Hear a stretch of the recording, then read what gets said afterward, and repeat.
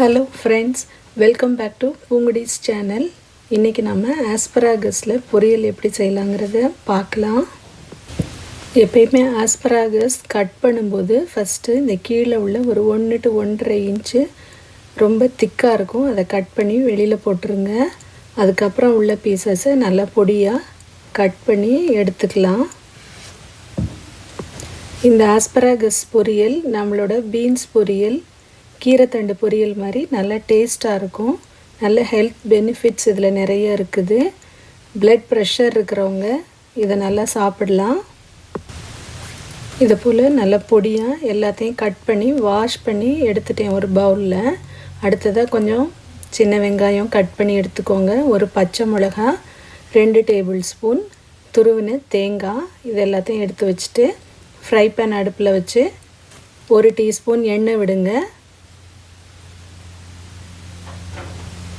எண்ணெய் நல்லா சூடு ஏறினதும் 1/2 டீஸ்பூன் கடுகை போட்டு பொரிய விடுங்க.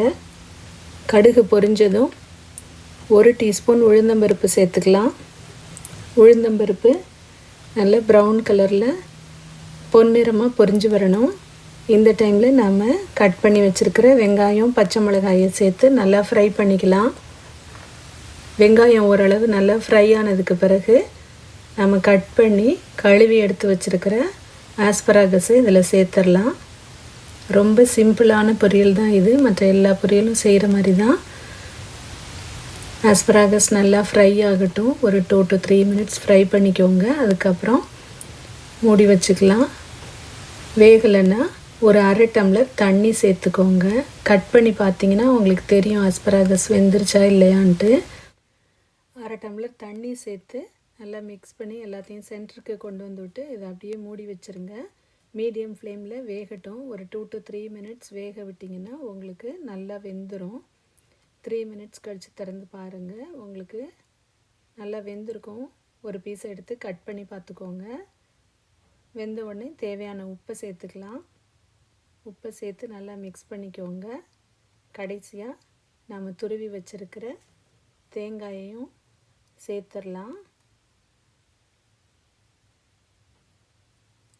தேங்காயை சேர்த்து மிக்ஸ் பண்ணிட்டா நம்மளோட ஆஸ்பராகஸ் பொரியல் டேஸ்டியாக ரெடி ஆகிருச்சு. இதை நம்ம சாதத்துக்கு சைட் டிஷ்ஷாக பரிமாறலாம். இந்த வீடியோ பிடிச்சிருந்ததுன்னா லைக் பண்ணுங்கள், உங்கள் ஃப்ரெண்ட்ஸ் கூட ஷேர் பண்ணுங்கள். இது வரைக்கும் பூங்குடிஸ் சேனலுக்கு சப்ஸ்கிரைப் பண்ணாதவங்க சப்ஸ்கிரைப் பண்ணிக்கோங்க. அப்படியே பக்கத்தில் உள்ள பெல் ஐக்கானை கிளிக் பண்ணிக்கோங்க. அப்போ தான் நான் போஸ்ட் பண்ணுற வீடியோஸோட நோட்டிஃபிகேஷன்ஸ் உங்களுக்கு உடனே வரும். Thank you.